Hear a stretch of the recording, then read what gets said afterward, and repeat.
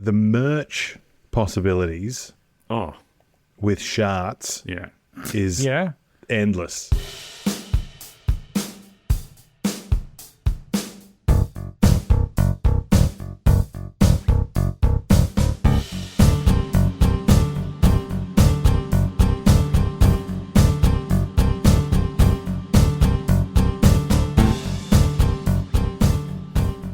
Yes, bit weird, but fair enough, I guess. The 4th episode of this season, and I got a couple of bit weird regulars here with me. You know them, you love them. It's Matt. Hello, Matt. Hello. And it's Ben. Hello, Ben. Hello to you both. Oh, so fantastic to have you back in season 4. Incredible. Incredible is right. It's incredible. All right, let's do the business. Matt, you also the host of the Chattering Classes podcast, back for its what year? 11th or 12th? 12th season. What can people look forward to in this season? Me talking to people like every other season. Shit. That's about it. Probably more Wiggins. More Ben. Incredible. More Ben. More Ben for your buck? More international guests. More Ben for your buck. Yeah. God, that's the slogan. More international guests. Is that just a hope you're throwing out there, or do you have... Yes, that definitely is a hope I'm throwing out there. Oh, you don't have anyone pinned down? No, I'm just doing some more travelling and I'll be podcasting from overseas. I'm going to go overseas and just record solo episodes. Yeah, right. That's the only reason I'm going. Yes. All right, Ben, what about you? You're the co-host of the What's the Go Look at League show. It's an NRL podcast on the What's the Go feed. It is. It's been it's been a wonderful time recording that with yourself, Stu. Yeah. And Matthew has been a guest on that podcast, but not with me at the same time. No, I am you. I'm you replaced. Correct. And of course, talk about a bit weird. I actually named that Look at Loyg, Loyg, rather than League. So no one's going to be able to find it if they wanted to look it up. Rugby League podcast, NRLs. And then you're both on a podcast called Dad Pants. Yep. With me as well. It's just We're all over it. It's just a podcast bloody swingers party, really, isn't it? Oh, I don't know. Key party style, you mean? Or yeah, we just come in and drop your mic and... Is it a key party if it's just pick us? up a different mic and... That's right. We'll have a bit of you over here and then come over to this side and have a bit of you over here. It's a bit gross and alluring at the same time, really. That's like every key party I want to go to. Yes. So Dad Pants is obviously the dad-based parenting comedy podcast, and we throw comedy in there just so that you don't actually expect proper parenting advice you can use. Oh. Well, look, I'd challenge that. I would suggest that there is definite pieces of advice that you can use there. It wouldn't necessarily be beneficial, but you can definitely use it. Yeah. But I don't want people coming there expecting it. I want it to slap people in the face, catch them by surprise. Actual advice. That's good parenting. Catching people by surprise. Well, slap in the face. Okay, well, I think that we'll take that to committee. I don't know that we can all condone that. But I do have a story tonight that would not be out of place on the Dad Pants podcast. A little bit of sizzle for my story later on. Okay.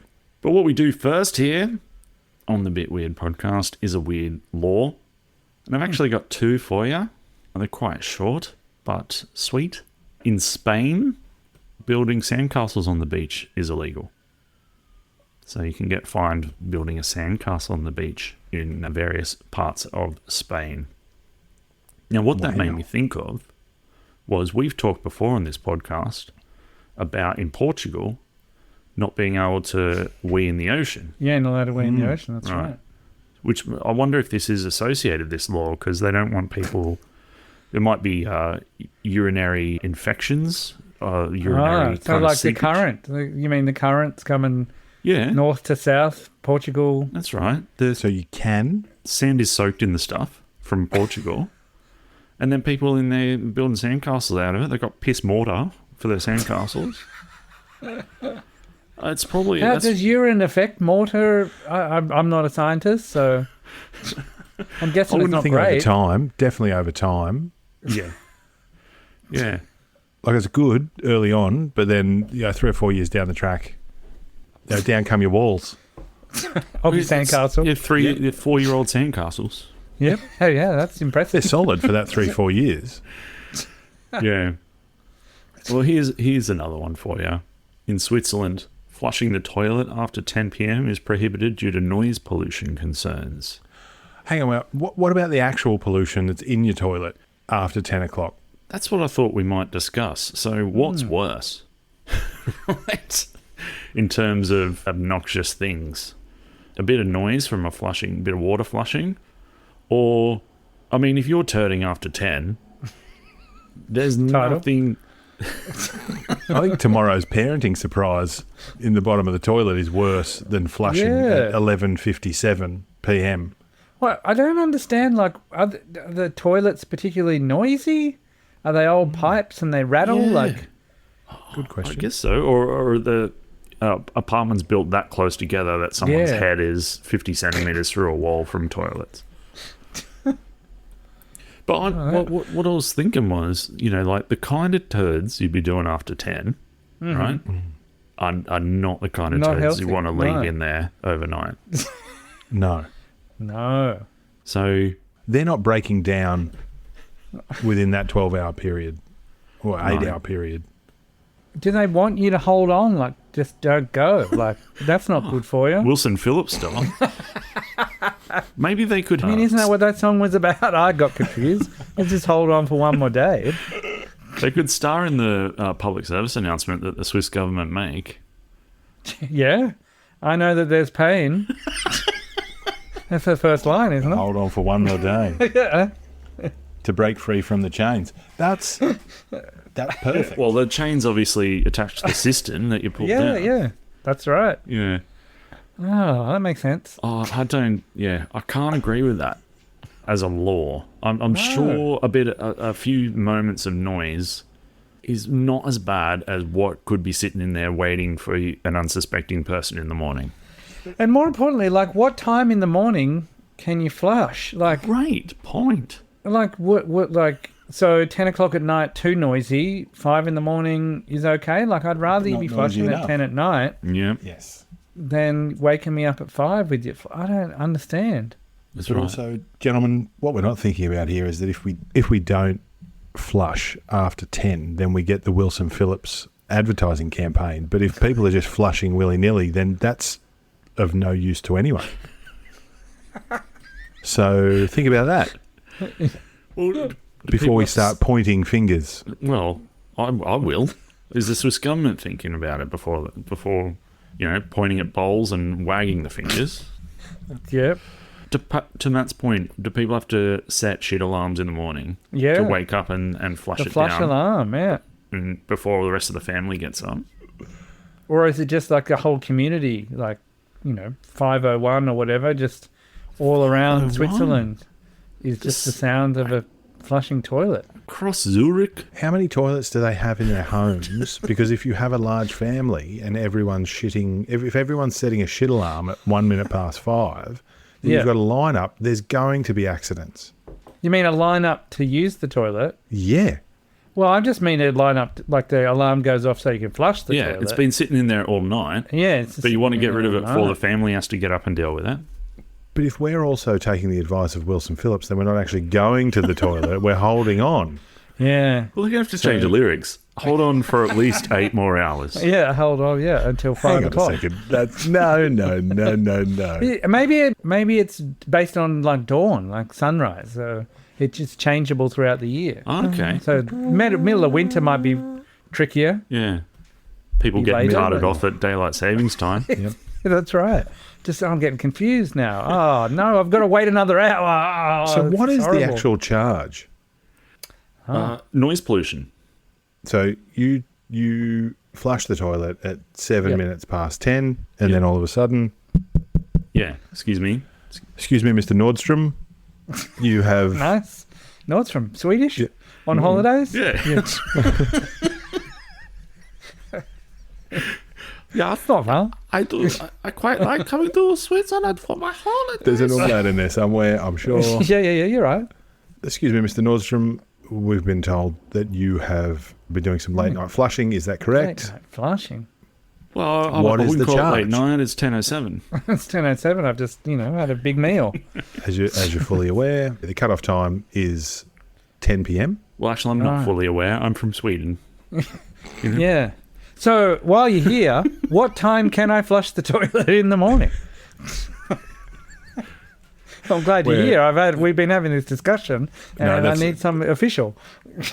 Well, I'm not the. You're I'm- here to stop me flushing. yeah, You're not correct. in charge of the morning. Gotcha. Correct. You'll need some paperwork for that. Can you be pardoned Right. depending on the number of Guinnesses you've drank? Guinnesses you've drunk before using that toilet. Yeah, I've had a big walking day and Oh, some pork knuckle. yep. Yep.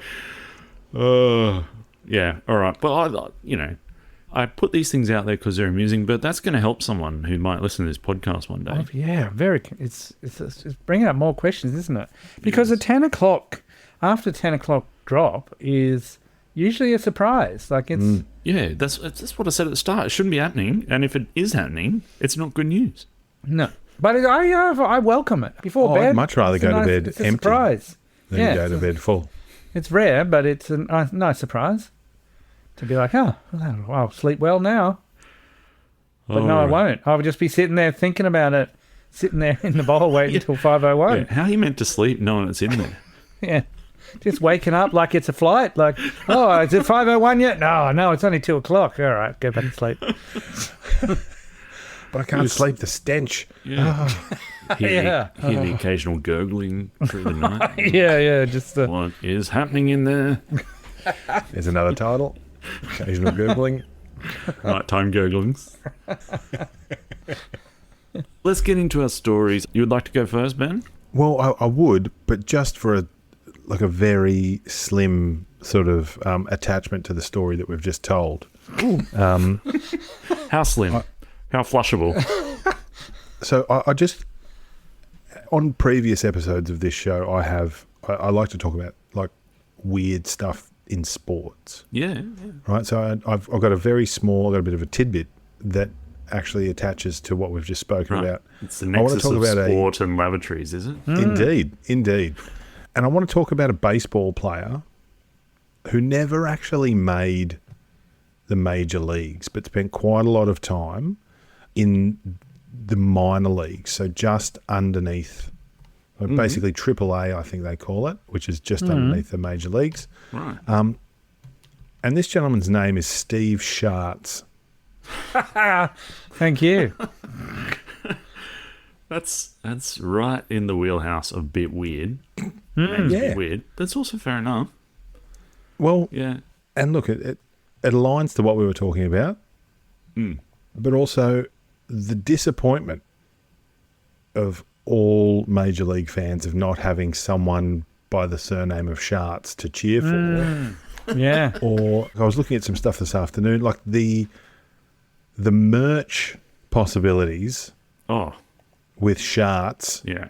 is Yeah, endless. absolutely. Oh, shoddy. Schadenfreude Yeah. is like Swing, there's- shardy. Yeah, yeah. it's all those things. all of those things. Like you've been sharded, like if he came out and pitched a perfect game, like you've been shard on, like all of those things are available. I like that you've been sitting there thinking about sharp merch. I just wanted to touch on Steve because I thought that he was, it's a bit weird. It's a pretty weird name. But fair enough. How long ago was Schartz getting about? Schartz was getting about. So he was born in '64, and he was drafted by the Phillies in the 17th round of the '85 MLB June amateur draft. Right. He never actually played in the major leagues. Okay. Not a professional shard. Did they ever Semi-professional shard. Did they ever tour Switzerland? I guess that's the question. Not that I can see here combination. in Baseball Reference. I don't think so. I think he was US only charter. Right. Another title. Oh, you give me too much to work with here. So is that your story? That was just no, I've got another No, one. that's an That's entree. his tidbit. That's it. Outstanding. Oh, food. Is it food related? It's food related, yes. Beauty. Oh. God, I'm good without knowing it. Well, I just want to talk about some really strange meals that have sort of been out and about. Weirdest meals. Well, the weirdest. Sorry, I was just trying to make this show a bit more dynamic. You can do it in post. Do it in post. Don't do it live. I will. Oh, yes. It was pretty good. I was good, but I think you've got more in you. But distracting. Indeed. Especially when some of the names of the things that I'm going to talk about now are going to come through. Now, do you know people used to eat mice? Like they used to serve mice as a delicacy. What? Yeah, a bit weird. Dormice were considered a delicacy back in ancient Rome. Yeah. Yeah, they were. That's right. There you go, which is weird. Like that's a bit odd. But what I really wanted to talk about, I just wanted to say the name tansies. That is a food. That's a weird food. Tansies. Tansies. The tansy was a sweet and savoury dish that was somewhere between a pancake and an omelette, but great name. Not as interesting in regards to what actually goes into a tansy, Yeah. just a great name, I feel. Right. I reckon a tansy could make a comeback. I'm trying really hard not to do a Jessica Tansy pun. Why? Why stop yourself? Because to me, it's a waste of everyone's life for me to do that. Not us. But then I Not us. couldn't not tell you that that's what I wanted to do. Yeah, no, that's We are true. your audience, Stu. Yeah, that's you right. understand that, right? Yeah. Does anyone know what an open arse is? What? Beg yours? What's going on? It's just like something you're not allowed to do after 10 o'clock. No. So there's a specific apple. What's going on? Right, there is a specific apple that was Yeah. known as an open arse. Spelt that way? Spelt open arse. Right. A-R-S-E. Typing. Don't, Matt. Now, Don't.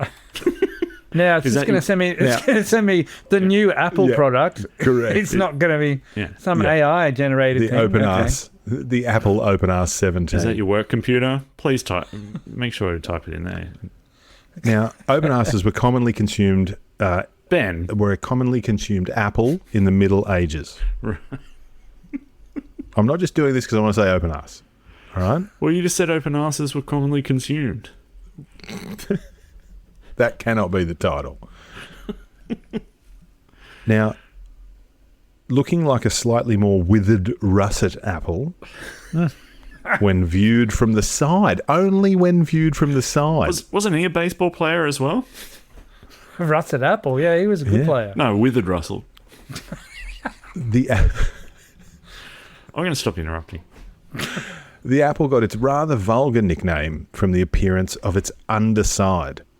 Right. So, I'm looking at underside. it. It is someone's done some heavy lifting. Like Photoshop it's style. not particularly no. It's just not. It's not a particularly appealing fruit of underside. But if that's what your ass looks like, then you need to go to the doctor. Can you take a screenshot and send that to me so that I don't have to have open arse in my Google history? You're already Sending it there. to you as we speak. But yes, I can.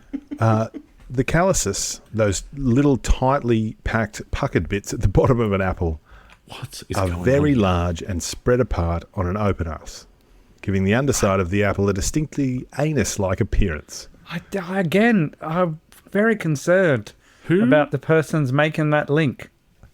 Well, obviously they're in a dry patch. Let's put it that way. They're in a long They had dry rough asses back then. Yeah. history.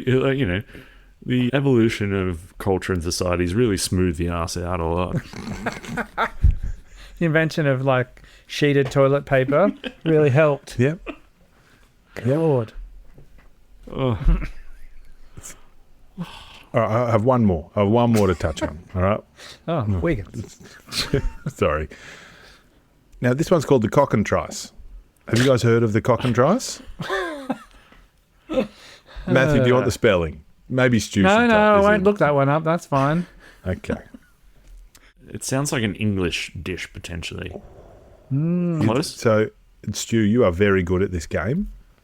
The cock and trice was a creation that became popular in the courts of the Tudor kings and queens. Now, two things were put together to form a cock and trice. Would you like to guess at what those two things are? One of them's Is got to it be chicken? Is it a chicken? Or pheasant. And- Interesting. Okay. Carry on. It's a bird of some kind, right? It is definitely bird related. Quail? Think Is that bigger. the cocking part or is that the trice part? Egg. Think then. bigger. Think bigger. Quail's quite said it's- small, isn't You it? said it's bird related, so egg? I think bigger. Bigger than an egg. Well, Bigger than a turkey. Is that what we're talking? Yeah, Emu? turkey. Turkey. Right. so it's a turkey.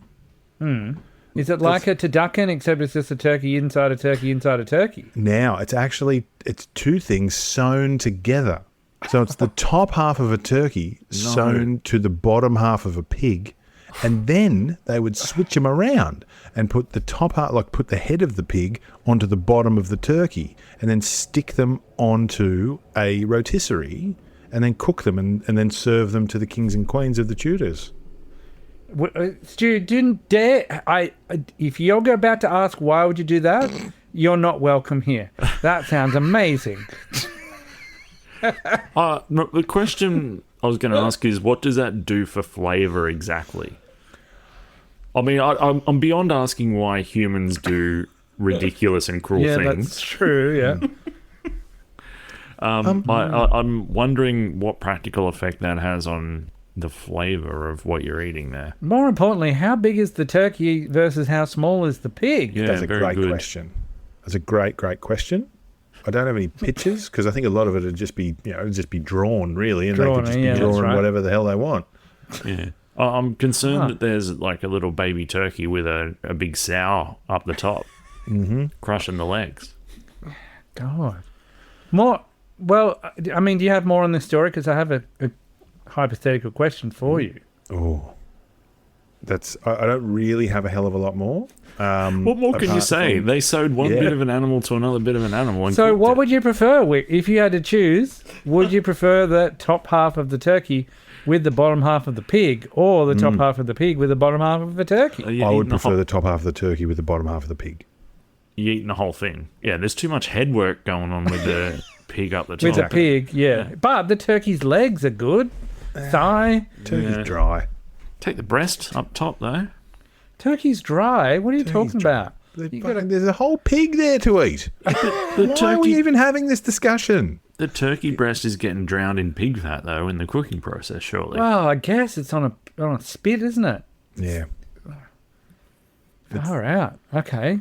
Yeah. All right. Well, I think, that's kind of led me to think at some point this year we might have the first annual bit weird but fair enough feast. Barbecue, yes. I'm in. Inviting listeners along, and we'll have the open arse apples in the mouth of the pig. Yes. Nice. And the Arse and out? the date of the turkey. Yeah. Yep. Okay. Cock and trice, open arse, and some mice for entree. A big sign saying that. Everyone will be lining Yeah. up. Line up here for your open arse. Open arse cock and trice Yeah. for mice entree. Oh. All right. Well, suitably bizarre. Thank you, Ben. Pleasure. Yeah. Jesus. What do you have for me, Matt? I've got just a brief historical fact, which is really not very exciting for the person it happened to, but I was doing stuff for school and I was looking up Chernobyl because I show a clip from the series Chernobyl, and so I was looking up just some odd facts about that, and there was one about Vladimir Pravik, who was one of the first firefighters who went to Chernobyl straight after the explosion. And the radiation was so strong that it changed his eye color instantly. Ooh. So that Instantly. that's pretty nasty for him. Was he near that elephant's foot, do you think? It's possible. That elephant's foot bit? Yeah. Yeah. Jesus. Freaky looking thing. Yep, very freaky looking thing. So yeah, changed from brown to blue. But obviously he died very soon after. I think within 2 weeks, like most of the firefighters did. Again, not a happy story, and not much to go on back there, but just that would be severely freaky. Oh. That someone noticed that very quickly, like Yeah, that's the thing, because like he's not noticing that himself. your eye color just changed. Yeah. Well, I suppose if you came out of there and looked at yourself in the mirror and saw your eye color had changed, Yeah. would you wonder if you were still you? Ooh. Would you go, did I change into someone else in there? Look at me. I mean, with the Holy weird shit. glow of the whole thing, you probably would be a little, severely freaked out by everything. Like, yeah, we put the fire out. Eyes different I'm color. not exactly Yeah. sure what's going on around me right now, though. I'm not sure if I'm the real person, but if I'm an actual human, yeah. What if I'm still back in there? Someone get me out! So again, that's a short my God. tidbit. Not entertaining, but Well, it's entertaining to me. Like, yeah. how does that work? That's bizarre. Very Yeah, strange. great question. just radiation And just fangs will- through and destroys parts of your body. Will that be a new thing on Instagram now? I went Oh. to... Oh, new filter. Chernobyl eyes. Chernobyl eyes. filter. Oh God. Well, it wouldn't be the worst thing on there, really. That You most- could get on there, I'm sure, and True. just I'm sure there is a filter that changes your eye color to blue. There is. Just comment on every single person's post that's Yeah. used it and go, "No, Chernobyl eyes." Yeah. Oh. I'm actually descended from that guy. I'm offended. Yeah. Oh, yeah. Chernobyl eyes. Chernobyl. Yeah, very good. Yeah.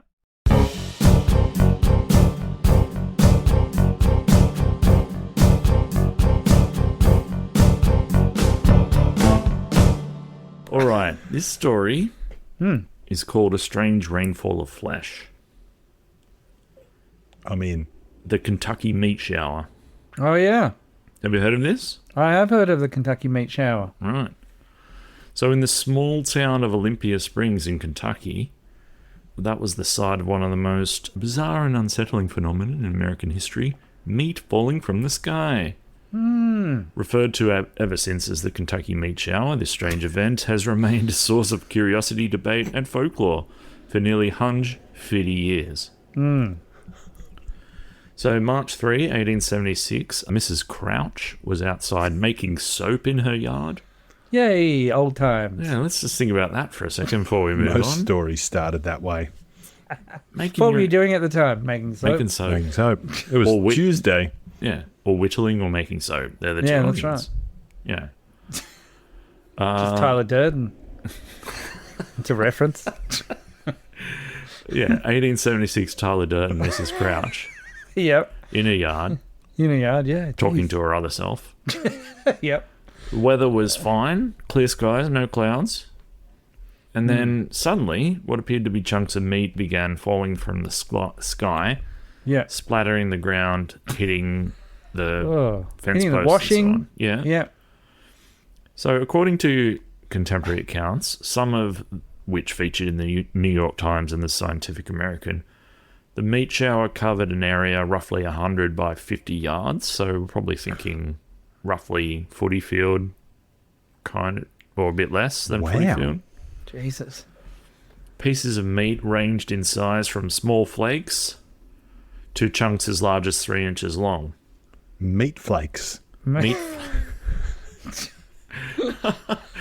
Yeah, I don't think a flake is really like, if we're talking meat from the sky, a flake is a bit of a euphemistic descriptor, yeah. I think. Just stick your tongue out, catch them on your Yeah. tongue. Bacony. Ooh, marinade.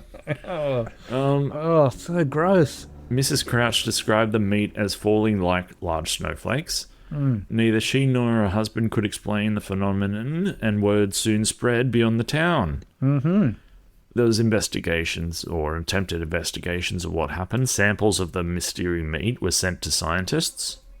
The first step was to try and determine just what kind of meat it was. I mean, that's the question that's been on your mind since the start, surely. Correct. Yep. Early report. My question from the start is, I like that they had to clarify that it wasn't a cloudy day, because if it was a cloudy day, then it would make more sense that meat meat shower. would fall from the sky. So it was clear. So if it was cloudy, well, yeah, it would just rain meat from the clouds. No one would be asking any questions. That's no, right. that's right. Yeah. Oh, that This is is a normal day. Play on. right. Get on with your soap. Soap, yeah. So do some soap whittling. Yeah, okay. So what kind of meat was it? Early reports. Any guesses, Wiggo? Oh, yeah. Go on, man. Cock and trice? No, no. Oh, There we nice. go. Brilliant. Yeah. Yep. You got to bet each way that way. Absolutely. Yeah. The reports claimed it most closely resembled beef or mutton, while others suggested it was venison or even bear. Okay. So, So, I mean, you were closer, Wiggo, I reckon, with the... Yep. It could be mutton, it could be a bear. Yep. well, that's just given the English recipe ideas, really. Many bears in Kentucky? I don't know about that. How do Anyway, you grate the a bear? Sky bears. I guess if it's raining... Yeah. How do you flake a bear? Yeah, anyway. If it's raining from the sky... I don't think you have to look at the kind of normal range of where a bear lives if we're talking sky bear. If it's sky... Yeah. So the specimens were examined by scientists and doctors, including Dr. Alan McLean Hamilton and Professor J. Lawrence Smith. That might mean something to somebody. It was just written there. One of the more intriguing hypotheses came from Leopold Brandius, who received a sample and declared it to be Gnostic, which is a type of cyanobacteria, sometimes called star jelly or witch's butter. This gelatinous substance can appear on the ground after rain and was historically mistaken for falling flesh or other mysterious materials. Ah, so now having the clear sky does make sense. Brandis' theory didn't hold up under scrutiny, though, because most witnesses agreed that the material looked and felt like real meat, not just, ground jelly. What the hell, though? Has anyone ever heard of ground jelly? Like, No. this is a common thing Yeah. after rain that appears to be meat on the... Well, that's right. Yeah, that's right. If it's happened multiple times. But why was this even entertained for a minute? There was no rain. No, there's no rain. Short, just here. Just, flopped. Before he'd finished the sentence, that should have been cut down. That's weird. So chemical and microscopic analysis suggested the samples contained muscle tissue, cartilage, and connective tissue. And some scientists even claimed the flesh belonged to a horse or a human baby. Oh, Hang on a second. that's... taking a turn. Well, someone's holding up a piece of flesh and going, this could be one of two things. Yeah. Like, how does that happen? It's a pig or a turkey or a baby or a horse or But a bear. also, We've shouldn't got the some person- ideas. Shouldn't the person who goes, I think this is baby flesh, Yeah, be that's right. immediately arrested? Yeah, grab that guy. We need to ask you some further questions. This looks like what would happen if you flaked a baby. Yeah, exactly. Grade a baby. God. What do you know about jelly? Oh, this is not nice. So eventually a more plausible and more widely accepted theory emerged. We'll be the judge of that. Yeah, exactly. Well, yeah. Wiggo, you got any ideas? I'm thinking horse. Yeah, but how did it get up there and then come down? Icarus. Icarus, nice. Yeah, now we're talking references. Well, okay, so this is what I've been thinking of. My first thought was that it had fallen into some type of machinery, and then I realised that this was 150 years ago and there probably wasn't any machinery. Or was someone testing some machinery? Like, you're thinking like a thresher or something like that. yeah, It's like just something like that. Or a loom. a loom. That is a Like there was a high-powered baby loom. and a horse and a bear, Yeah, and they all fell into the loom. fell into, yeah, right, gotcha. Yeah. Right. Okay, no, this was the theory. Vultures. The vulture theory posited that a group of vultures, possibly turkey vultures, had regurgitated their meals mid-flight. Vultures are known to vomit as a defense mechanism when threatened or to lighten their load during flight.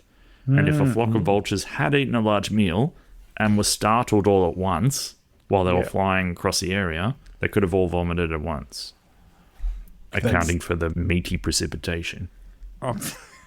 Good title too. Look, it makes sense, but it makes about as much sense as the bear horse baby falling into a thresher, combined loom. Thresher. Yeah, exactly. So look, both of those things could be true. Yeah.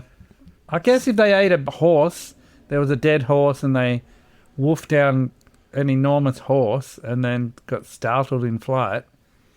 I'm still stuck on the baby. So is the baby riding the horse? Oh, look, there's no... It sort of indicates here that the baby theory wasn't taken too seriously. Again, Okay.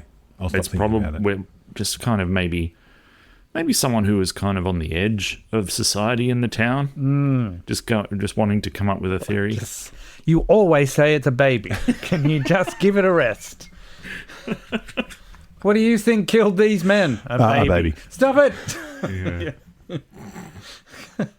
Can we stop inviting him to these meetings, please? That's right, yeah. There's been another drowning. As a baby did it. Yeah. Okay, we're here to talk about how much of public funds we should spend on the well. What crops should we grow? Babies. Is there a baby? Is there a baby down that well? Well, there's no baby down the well. We've gone over this. So newspapers across the country had picked up the story, dramatizing it quite a lot. Might be a surprise to hear. Some saw it as a biblical omen or divine punishment. Yes, of course. It's a very focused divine punishment. Very isn't focused. Yes, he was very In upset a football field. Yeah. Thou shalt not make soap. That's very specific. Thou shalt not be called Mrs. Crouch and be minding your own business. That's right.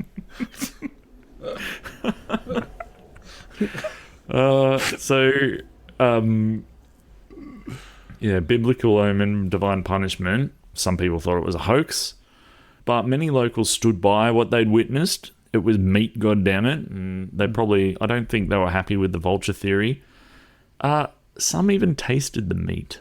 There it is. Yeah. One guy said, "This tastes like baby." We told you to get out of here. Someone put him in jail. So that guy reported that it had the texture of mutton, although others said it was too decomposed to be sure.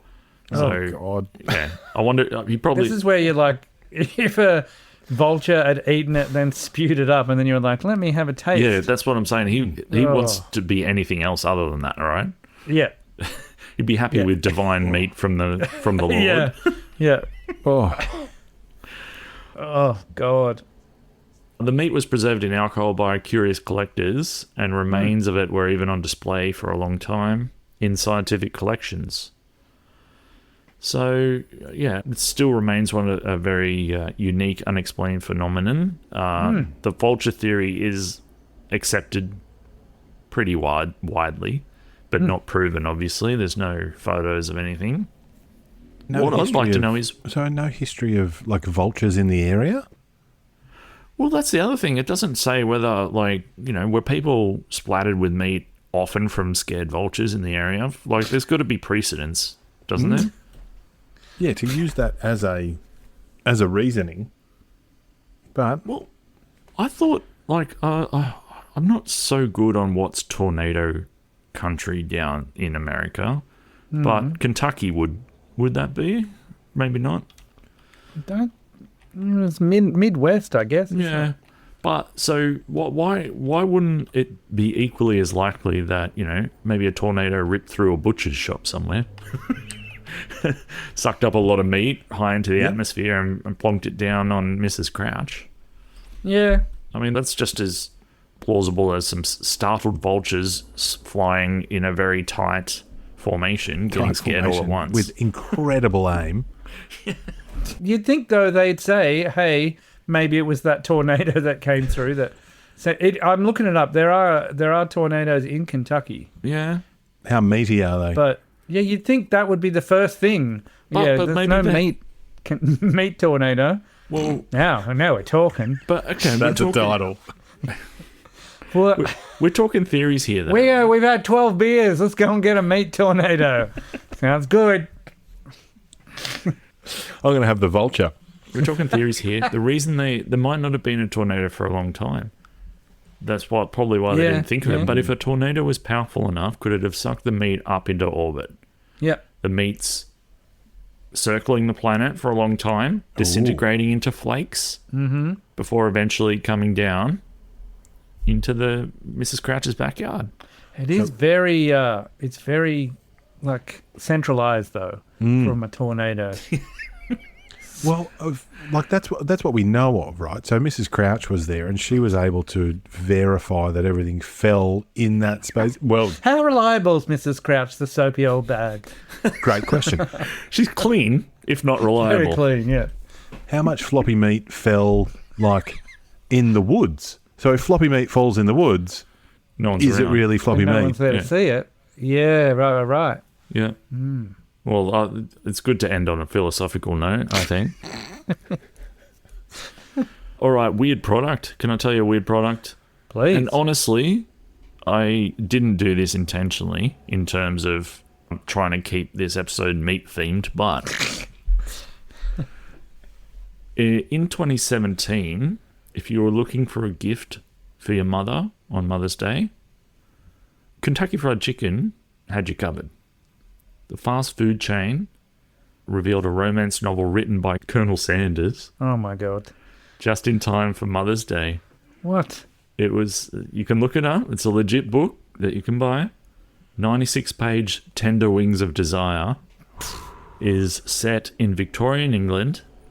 It says here it's available on Amazon for free. I wonder if that's still the case. Surely that's sold out. How many times would you reprint that? Read by the Colonel? The novel centres on Lady Madeline Parker, who must choose between a life of order and a man of passion, that man being Harland. Oh, Sound familiar? very familiar, A yeah. handsome sailor with a mysterious past. Spicy. This fact got me. Yeah. Mother's Day happens to be KFC's best-selling day of the year. Oh, well, that makes sense. Dad's that in mean charge that- of dinner. Well, that's what all the ads are about, right? Yeah, It's like, right. give mum a break and Yeah. buy shit that she definitely doesn't want to eat KFC, but No. you do.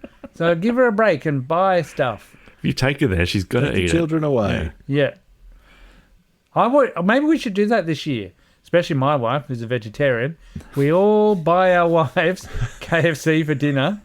Well, that's what they told us to do. Yeah. See their response. Who enjoys it the most?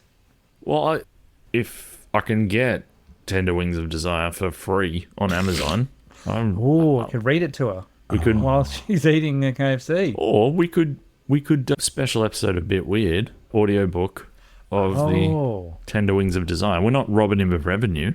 no. That's. I am I more like than it. happy to read at Yeah. least 3 characters in that book. Dramatic reading. Yeah. So on Mother's Day, the romance novel was part of a promotion for the $20 fill-up special. Come on now. That probably happened on page 91 as well. A bit fill-up special. Load up. This Mother's Day, let Colonel Sanders take care of dinner and Mum's fantasies Oh my God. by giving her Tender Wings of Desire. A shirtless man said in an ad promoting the book. The book has 4 out of 5 stars on Amazon, and some fans of the book have called it deliciously crisp writing with free-range love. Free range love. Yeah. Other readers weren't as pleased. The Colonel didn't satisfy me, confessed one reader. So I'll put the link in the show notes to the Goodreads entry for this book. You know, goodreads.com. Fantastic. Tender Wings of Desire. Look it up now. Magnificent. I'm definitely going to look for that. All right. I've got a couple of quick parting oddities for you, fellas. Thank you for spending your time with me here this evening. Matt, you might be able to help me with this first one, actually. As you've spent a bit of time there, in terms of the trueness of it, given, that's always a dicey issue on this show. In Japan, it's bad manners to blow your nose in public. Mm-hmm. Yeah, that's Is true. that a thing? That is true. So it says here people tend to tuck themselves away in bathrooms to blow their nose sometimes, or at least be discreet about it. This is a warning for people who are triggered by such things. Me? Or just in general, listeners. No, I'm telling you I am. If it's about snot, I have a real thing about snot. I can't stand so they do not blow their nose. No. What they do... No. You right, Buckland? Go I don't have to act it out. Rip the Band-Aid off, please. They just do this.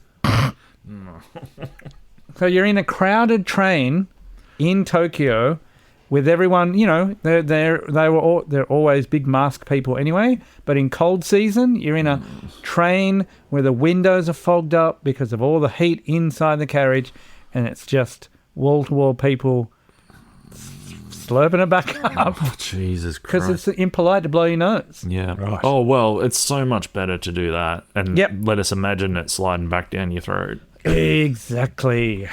On the last flight, when we came back with the family last year, the guy sitting next to me and my daughter, we just called him the sniff cough man, because that's all he did all the way home was 2 snorts and a cough. And I was like, great.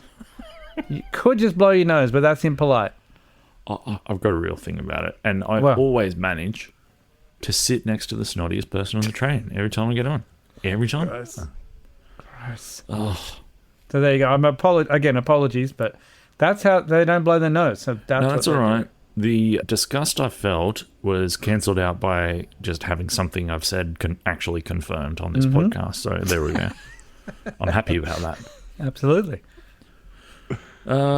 Here's your other parting oddity. Dogs like to turd in alignment with the Earth's magnetic field. I think that's important to know. Is there more info on that? I can give you more. Yeah. Please. What do equator dogs do? What does a dog do at the North Pole where everything is... Well, a spinning turd, pointing south. obviously.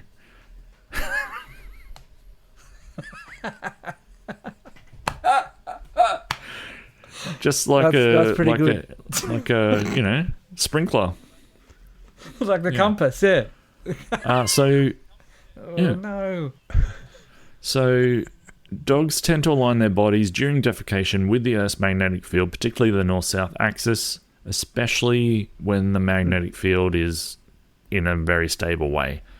Studies have shown that dogs prefer to excrete with their bodies aligned north-south, avoiding the east-west axis. This behavior is less pronounced when the magnetic field is unstable. Right. Oh. So the closer to the middle of the Earth that they get, the freer their direction. Well, but I don't think it matters where you are. The magnetic fields of the Earth are changing all the time, so sometimes it's more stable than others, no matter where you are. Right. My knowledge of the magnetic fields of the Earth is limited. Yeah, so I think it's more... Well, in terms of dogs pooping, yes. Yes, I would correct. agree. I think it's more a case of if you're walking past a dog park and they're all lined up in one direction, you've got some stable magnetic fields going on. Then it's 10:05 and they're all waiting for 5. They're all waiting for 5 a.m. That's right. Yep. All right. Now, there's been lots of meat talk, lots of turd talk, and there's no other people I would rather be talking meat and turds with than you guys. Absolutely. I appreciate it so much. Thank you, fellas, for being on. A bit weird, but fair enough, I guess. Yet again. Thank you. Thank you both. And goodbye to everyone.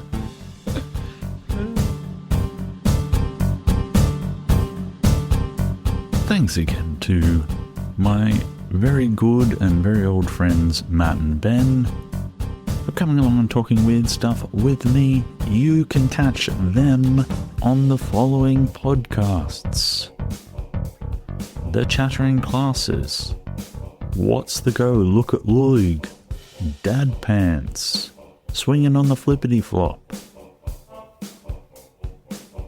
There may be others I've forgotten, but yeah, if you want to hear more from them, go and check those out. See you next time.